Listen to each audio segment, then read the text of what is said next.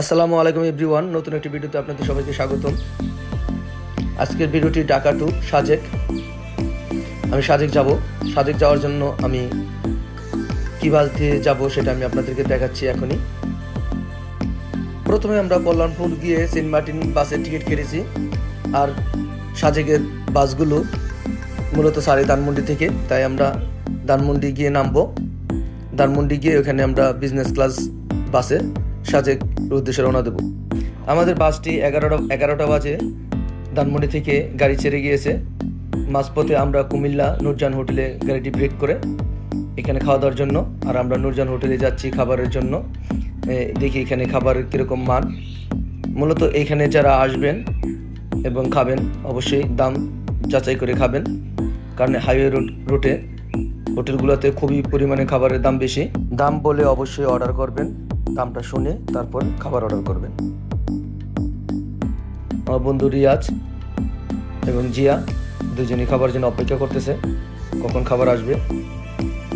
আমরা গরু গোস এবং সোনালী মুরগি দিয়ে ভাত খেয়ে কোনো রকম ভাবেই সময়টা পার করলাম। 20 মিনিট যাত্রা বিরতি। খাবারের মান তেমন ভালো ছিল না, দামও প্রচুর ছিল, তাই অল্প করেই খেয়েছি। খাওয়া শেষ করে আমরা আবার রওনা দিয়েছি গাড়ির উদ্দেশ্যে। এখন আমরা গাড়িতে যাচ্ছি, গাড়ি কিছুক্ষণের মধ্যেই ছেড়ে যাবে। আর যেহেতু খাগড়াছড়ির যাত্রা, গাড়িগুলো মূলত খাগড়াছড়িতে যাবে। আর খাগড়াছড়ির যেহেতু রাস্তা পাহাড়ি রাস্তা, তাই এখানে গাড়িগুলো খুবই ভালো এবং শক্তিশালী গাড়ি।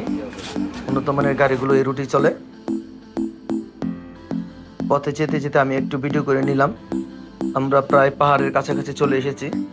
আর এই রাস্তাগুলো এতই সুন্দর এবং দুপাশে সবুজ গাছ, উঁচু নিচু টিলা, এঁকে বেঁকে রাস্তা, গাড়ি ছুটে চলছে। আর আমার মনও উদাসী হয়ে যাচ্ছে কখন আমরা সাজেক যাব। যেতে যেতে প্রায় খাগড়াছড়ি শহরে চলে এসেছি। আর খাগড়াছড়ি থেকেই আমরা সাজেক যাব চাঁদের গাড়ি করে। সেটা কি গাড়ি নেব অবশ্যই আপনাদের ভিডিওতে দেখিয়ে দেব। আমাদের গাড়িটা একটু সামনে ব্রেক করবে, আমরা এখানে নামবো। নেমে আমরা এখানে একটা গাড়ি নেওয়ার জন্য চেষ্টা করব, কারণ খাগড়াছড়ি থেকে সাজেক প্রায় 40-45 কিলো রাস্তা এবং পুরাটাই পাহাড়ি রাস্তা, তাই এখানে ভাত যায় না। এখানে যেতে হবে চাঁদের গাড়ি বা সিএনজি করে। আমরা দোনোটাই যাচাই করে নেব, সিএনজি এবং চাঁদের গাড়ি দোনোটাই রেট জানিয়ে দেবো আপনাদেরকে। ভিডিওটি লাস্ট পর্যন্ত আপনারা সবাই দেখতে থাকেন।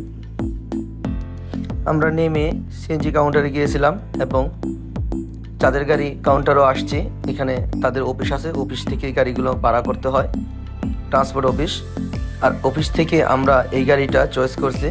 আমাদের কাছে এই গাড়িটা বেস্ট মনে হয়েছে, জাপানি গাড়ি এবং গাড়ির ভাড়া তালিকা। আর এখানে আপনারা এই গাড়িগুলো মূলত 10 সিটের গাড়ি। 10 জন গেলে সবচেয়ে ভালো হয়, খরচ কম পড়ে। 10 জন গেলে ভাড়া পড়বে 10,000 টাকা এবং 4 জন গেল এই ভাড়া পড়বো। 4 জন গেলে আপনারা সিএনজিতে যাবেন, সিএনজিতে গেলে আপনার 5 থেকে 5,500 টাকা ভাড়া পড়বে। আর এই চাঁদের গাড়িতে 10,000 টাকা ভাড়া।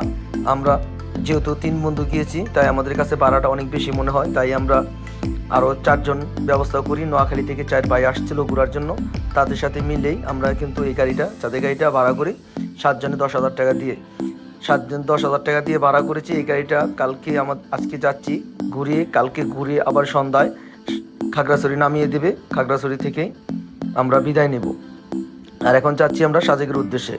পথে যেতে যেতে আপনাদেরকে একটু দেখিয়ে দিই যে পাহাড় আসলে কত সুন্দর, আল্লাহর সৃষ্টি কত সুন্দর। পাহাড়ের কথা বলে আমি শেষ করতে পারবো না, কারণ আমি সাগরও গিয়েছি, আমি পাহাড়ও গিয়েছি। পাহাড় আমাকে বারবার ডাকে হাতছানি দিয়ে, তাই আমি বারবার ছুটে যাই পাহাড়ের কাছে। আমি যে পর্যন্ত বেঁচে থাকবো, আল্লাহ আমাকে যতদিন বাঁচিয়ে রাখবে, আমি ততদিনই ছুটে চলবো এরকম পাহাড়ের দেখার উদ্দেশ্যে। পাহাড় আমাকে হাতছানি দিয়ে ডাকে। সাগর পাহাড় দুটোই আমাকে টানে, কিন্তু আমি সাগরে গিয়েছি কয়েকবার। আমার এখন আর সাগর ভালো লাগে না, বেশি ভালো লাগে এই পাহাড়। পাহাড়ের রাস্তাগুলো যে কতটা সুন্দর, ছবিতে কিরকম দেখা যাচ্ছে জানি না, বাস্তবে দেখলে চোখ জুড়িয়ে যায়, মনে চায় এখানেই থেকে যাই আর বাড়িতে না ফিরি।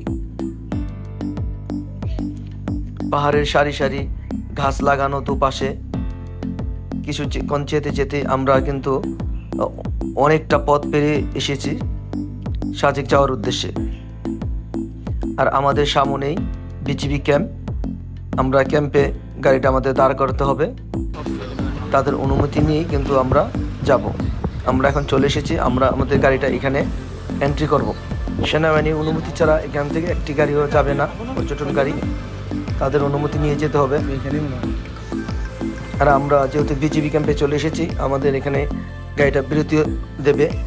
আর বিরতি দেওয়ার উদ্দেশ্যে আমি গাড়ি থেকে নেমে যাই। এত সুন্দর পরিবেশ, এত সুন্দর জায়গা যে আমি আর আগে কখনো আসিনি এই জায়গায়, তা আমিও একটু নেমে যাই। আর নেমে গিয়ে দেখি অনেক মানুষ এখানে ছবি তোলা নিয়ে ব্যস্ত। সামনে একটি কৃত্রিম ঝর্ণা সেনাবাহিনী তৈরি করেছেন, অসাধারণ সুন্দর জায়গা। আপনারা যারা এখানে আসবেন, এখানে যখন আপনার গাড়ি এন্ট্রি করবে তখন অবশ্যই আপনারা এখানে নামবেন, নেমে এখানে ছবি তুলবেন। এই যে ঝর্ণাটি দেখতে পাচ্ছেন, এই ঝর্ণাটি কিন্তু কৃত্রিমভাবে তৈরি করা হয়েছে সেনাবাহিনীর তত্ত্বাবধানে। আর চলেন আমি একটু ছবি তুলি। এখানে সামনে যেহেতু বেঞ্চ দিয়েছে বসার জন্য, আমি বসে পড়ি। খুবই সুন্দর মনোমুগ্ধকর জায়গা, অবশ্যই ভালো লাগে। আর এর সাথে আছে কিন্তু অনেক ফল ফ্রুটের দোকান। এখানে যারা গাড়ির জন্য গাড়ি থেকে নেমে কিন্তু তারা এই ফল ফ্রুট কিনে খায়। আর এই ফলগুলো সবই মূলত এই পাহাড়ি অঞ্চলের। আমি আমরা তিন বন্ধু 3টা ডাব নিয়েছি। ডাবটা এত সুস্বাদু মিষ্টি যে আমি পুরোটা ডাব খেতে পারি না, এত পরিমাণে পানি, পুরোটায় ভরা পানি ছিল।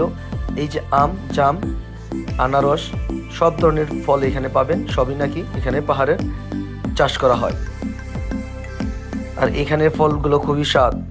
এই আমগুলো দেখতে পাচ্ছেন, লাল আম, খুব ভালো, এবং পাকা আম। সবাই কিন্তু খাচ্ছে, যেহেতু গরমের মধ্যে ঢাকা থেকে আসছে, সবাই দূর দূরান্ত থেকে আসছে। আর আমরা এই চাষা থেকেই ফল কিনে খাই।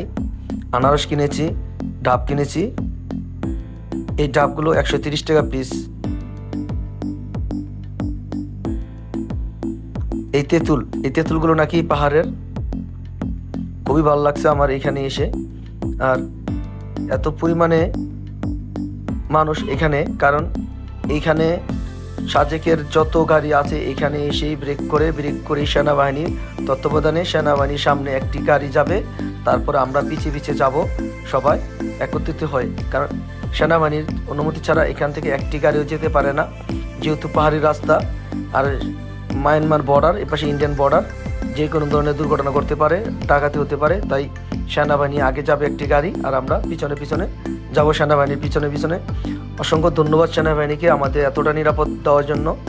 আমাদের নিরাপত্তা এত পরিমাণে দেয় যে সেনাবাহিনীর অনুমতি ছাড়া এখানে একটি গাড়িও যেতে পারে না। শুধু এই এলাকা গাড়ি যারা থাকেন তারা শুধু যাবে।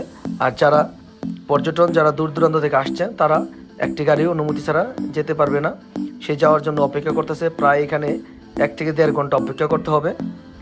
অপেক্ষা করার পরে সেনাবাহিনী যখন আসবে গাড়ি নিয়ে, তখন ওই গাড়ি আমাদের সামনে চলে যাবে, আর আমরা পিছনে যাব। প্রথমে ছাড়বে মোটরসাইকেল, এরপর আমাদের গাড়ি। আর এই আমাদের গাড়িতে বসে অপেক্ষা করতেছে বন্ধু। সাজেকের ভ্রমণের প্রথম পর্ব আজকে আমি এখানেই শেষ করব। দ্বিতীয় পর্বটি দেখার জন্য আপনারা অপেক্ষা করবেন। আমি অবশ্যই দ্বিতীয় পর্বটি ছাড়ব। সাজেকে আমি কি করি, কোথায় থাকি, সবই আমি আপনাদেরকে জানাবো। সবাই ভালো থাকবেন, সুস্থ থাকবেন।